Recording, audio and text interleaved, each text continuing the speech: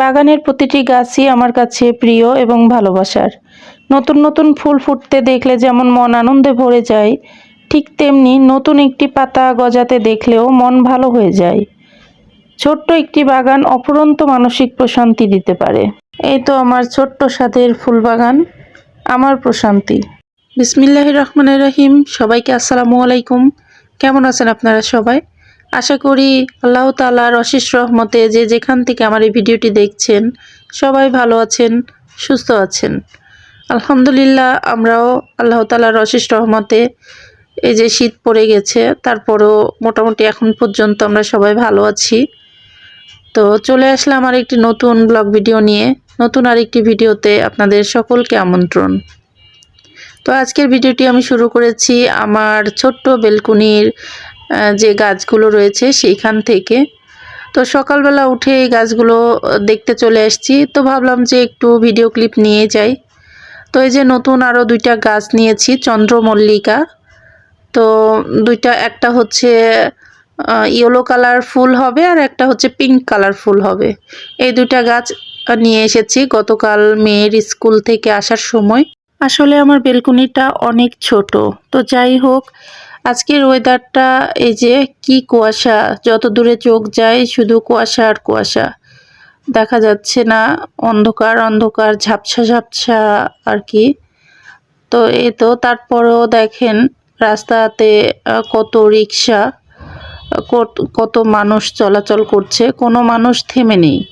এত কুয়াশা, তারপরেও কোনো মানুষ থেমে নেই। জীবন জীবিকার তাগিদে যে যেখান থেকে পেরেছে আর কি বেরিয়ে চলে এসেছে ঘর থেকে। আমি এক ভিডিওতে শেয়ার করেছিলাম যে আমি রোজ মেয়েকে স্কুলে দিয়ে আসার পথে বাজার করে বাসায় ফিরি। তো এই যে আমার বিল্ডিংয়ের নিচে আমি চাইলে এই যে জুম করে অনেকটা দেখাচ্ছি, মাছ পাওয়া যায় এখানে।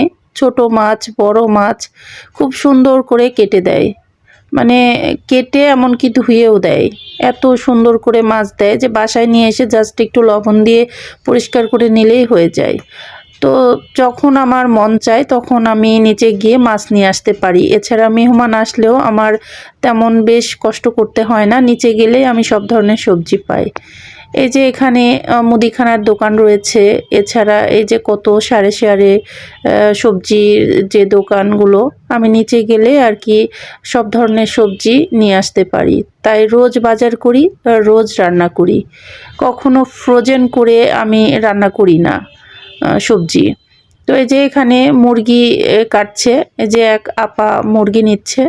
তো আমি একটু জুম করে দেখালাম যে নিচে গেলে আমি মুরগিও নিতে পারি। হঠাৎ গেস্ট আসলে আমাকে টেনশনে পড়ে যেতে হয় না, বাজারে ছুটতে হয় না। তো এই যে সারে সারে কত সবজির দোকান। তো মাশাল্লাহ, যাক, আমার বাসার লোকেশন অনুযায়ী আমার অনেক ভালো। তো যাই হোক, গত 9 তারিখে আমার বড় মেয়ের লাস্ট এক্সাম ছিল। তো বেশ কিছু ভাবিরা মিলে আমরা আর কি সিদ্ধান্ত নিয়েছিলাম যে লাস্ট পরীক্ষার দিন আমরা সবাই মিলে দুপুরে লাঞ্চ করব। তো এই তো সুলতান ডায়ানে চলে এসেছি আমরা। তো আমাদের একটা গ্রুপ ছিল, সেই গ্রুপের সবাই আমরা চেয়েছিলাম যে চিড়িয়াখানায় ঘুরতে যাব পরীক্ষার শেষ দিন বাচ্চাদের সবাইকে নিয়ে। তো হঠাৎ বেশ কিছু ভাবির সমস্যা আর কি হওয়ার কারণে সিদ্ধান্ত চেঞ্জ করে চলে আসলাম আমরা দুপুরে লাঞ্চ করার জন্য সুলতান ডায়ানে। এই যে আমার স্কুটি পার্কিং জোনে রেখে চলে আসলাম, চলে যাচ্ছি আর কি দোতলায়।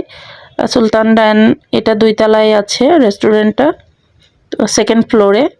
তো যে সিঁড়ি দিয়ে উঠে যাচ্ছি, ভাবিরা আগে চলে গিয়েছে, আমি পরে যাচ্ছি। তো এই তো রেস্টুরেন্টের এটাই গেট।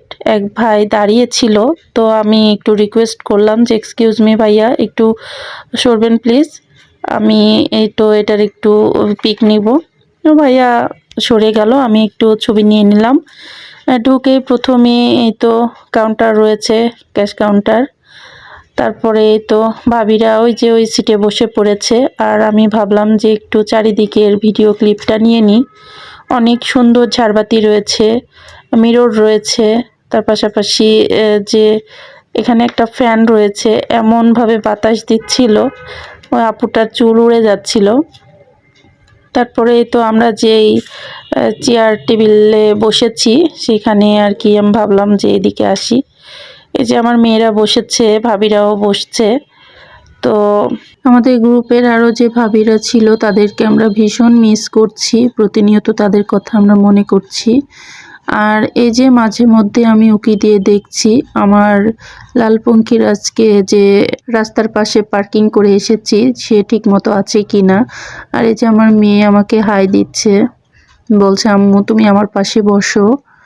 আর এই তো আমার মেয়ে আর তার ফ্রেন্ড সেইভাবে সেলফি তোলা শুরু করেছে। এই যে এখানে ভাবিও সেলফি নিচ্ছিল, আমাকে দেখে আবার একটু ইতস্ত করছে, সরে গেল আর কি। আর এই যে আমার শ্রদ্ধেয় দুই বড় ভাবি, প্রচণ্ড পরিমাণে আমি তাদেরকে ভালোবাসি এবং যথেষ্ট সম্মান করি, কারণ তারা বয়সে, অভিজ্ঞতায় সব দিক দিয়েই আমার অনেক বড়। আর এই যে এরই ফাঁকে ওয়েটার এসে আমাদের মেনু কার্ড ধরিয়ে দিয়েছে আর টেবিলটা ক্লিন করে দিয়ে চলে গেছে। তো আমি দেখছিলাম কি অর্ডার করা যায়। তো এই তো সুলতান ডায়ানের মেনু কার্ড। তো উপর থেকে সিরিয়ালে 3 নাম্বারটা আমি চুজ করলাম, যেহেতু আমরা 3 মামে খাবো।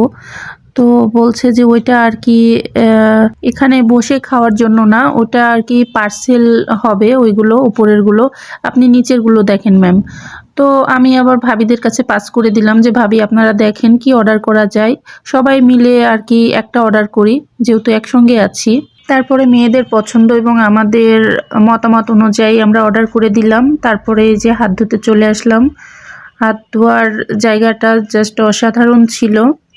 এই যে খুবই সুন্দর, উপরে একটা মিরর ছিল, তো মিররটা এখন আর দেখাচ্ছি না। এই যে ভাবিরা যখন হাতটা ধুতে এসেছে ঠিক তখন আমি পুরোটা দেখানোর চেষ্টা করছি। ঠিক তখন দেখি ভাবিরা আর কি হুড়াহুড়ি শুরু করে দিয়েছে হাত ধোয়ার জন্য। আমি পেছন থেকে আর কি ওদের ভিডিও ক্লিপটা নিয়ে নিচ্ছিলাম আর ভাবছিলাম আমাদের গ্রুপের সবাই আসলে এখানে জায়গায় দেওয়া যেত না। তো এই যে এখানে ওয়াশরুমও রয়েছে, লেডিসদের জন্য আলাদা, জেন্টসদের জন্য আলাদা। তারপরে তো হাত ধুয়ে চলে এসেছি আমরা টেবিলে। আমাদের টেবিলে ওয়েটার আর কি সার্ভ করে দিচ্ছিল থালা, কিছুক্ষণের মধ্যেই আর কি খাবার দিয়ে দিবে। বলল যে ম্যাডাম আপনারা একটু জাস্ট ওয়েট করেন, খাবার 10 মিনিটের মধ্যে চলে আসবে। সেই মুহূর্তে ভাবিরা যে যার মতো করে সেলফি নেওয়া শুরু করে দিয়েছে। আর আমি মাঝে মধ্যে আবার আমার পঙ্খিরাজকে দেখে আসছিলাম যে নিচে আছে কিনা, যদিও আর কি কিছু হবে না, নিচে গার্ড আছে, এছাড়াও সিসি ক্যামেরা আছে। তো যাই হোক এরই মধ্যে আমাদের খাবার চলে এসেছে। তারপরে এই তো বোরহানি ছিল, জালি কাবাব ছিল, রোস্ট ছিল, তারপরে কাচ্চি ছিল। এই তো আজকের আমাদের দুপুরের লাঞ্চ। তো খাবার সামনে রেখে তো আর ভিডিও এভাবে করা যায় না, তাই না? তো সবাই খাচ্ছে, তো আমার থালা আমি এভাবে রেখে দিয়েছি। তো আমার মনে হচ্ছে যে সবাই খাচ্ছে, আমি কেন ভিডিও করছি। তো আমিও খাওয়া শুরু করি, অফ ক্যামেরায় সবাই খেয়ে নিলাম। তারপরে তো বিল চলে এসেছে। দুইজন ভাবি পার্সেল নিল আর আমি পার্সেল নিলাম না, এজন্যই কারণ আমার হাজব্যান্ড তো থাইল্যান্ডে গিয়েছে আর আমরা 3 মামি অলরেডি ওখানে খেয়ে নিয়েছি। আর এই যে আমাদের যত টাকা বিল হয়েছে সেটা আর কি সবাই মিলে দিয়ে দিলাম। বড় ভাবি আর কি গুনে হিসাবটা মিলিয়ে নিচ্ছিলেন, আর যা বিল হয়েছে সেখান থেকে একটু বেশি টাকা দিচ্ছিলেন বড় ভাবি নিজে থেকে, যে একটু টিপস না দিলে সেটা কেমন দেখায়, এই জন্য ভাবি নিজে থেকে আর কি দিয়ে দিলেন। এই তো এটা হচ্ছে ভাবিরা পার্সেল নিয়েছে, সে পার্সেলের বিল, আর এটা হচ্ছে আমরা যেগুলো খেয়েছি সবাই মিলে ঠিক সেটার বিল। এই তো অলরেডি আমরা বিলটা পেমেন্ট করে দিলাম, দিয়ে আমাদের খাওয়া দাওয়া ডান। তারপরে আমরা খাওয়া শেষে কোক অর্ডার করেছিলাম। তো আমার মেয়ে আর মেয়ের বান্ধবী ছাদিয়ামণি দুজন মিলে খুব মজা করে কোক খাচ্ছিল। আর এইদিকে আমার এই যে ছোট মেয়ে, সেও খুব মজা করে কোক খাচ্ছিল। আর লাস্টে যখন আমরা বিদায় নিব ঠিক সেই মুহূর্তে সুলতান ডায়ানের যে টিস্যু পেপার রয়েছে সে টিস্যু পেপারে বেশ কিছু ধনিয়া আমাদের দিয়ে দিলেন ওয়েটাররা। আর এই তো সিঁড়ি দিয়ে যখন নেমে আসি ঠিক সেইখানে আমি দেখি একটা খুব সুন্দর একটা ছবি টাঙানো রয়েছে। সে ছবিতে দেখি এখানে ফুড ব্লগাররা এসেছিল, কে কে এসেছিল, তো সেগুলো আর কি রেখে দিয়েছে। তো আমি ভাবলাম যে এটা একটু তুলে নিই। আর এই যে সিঁড়ি দিয়ে যে নিচে যাব ঠিক তখন ভাবিদের যেন সেলফি শেষ হচ্ছে না। তো এই তো আর কি আমাদের সারা দিনের আড্ডা, মজা, হই হুল্লোড়। তো এখনও বলছি যে বাকি ভাবিদেরকে আমরা ভীষণ মিস করেছি। এই যে সিঁড়ি দিয়ে নিচে নেমে চলে যাচ্ছি, তো সিঁড়ির দুই পাশে এত খাবারের ছবি দেখে কি যে মনে হচ্ছিল। তো যাই হোক, আস্তে আস্তে আমরা সিঁড়ি দিয়ে নেমে চলে আসলাম নিচে। এসে দেখি যে ওয়েদারটা ভীষণ খারাপ, গুড়ি গুড়ি বৃষ্টি নামছিল। আর এরই মধ্যে যে যার মাকে কনভিন্স করা শুরু করেছে যে আম্মু চলো, খাওয়া তো শেষ হলো, এখন অন্য কোথাও থেকে ঘুরে আসি। কিন্তু আমাদের কথা যে না, এভাবে যাওয়া ঠিক হবে না, যেহেতু বৃষ্টি পড়ছে। এই যে আমার পঙ্খিরাজে দেখলেই বুঝতে পারবেন কতটা বৃষ্টি পড়ছে। তো আজকের ভিডিওটি আমার এই পর্যন্তই, দেখা হবে পরবর্তী কোনো ভিডিওতে। ততক্ষণ পর্যন্ত সবাই ভালো থাকবেন। আল্লাহ হাফেজ, আসসালামু আলাইকুম।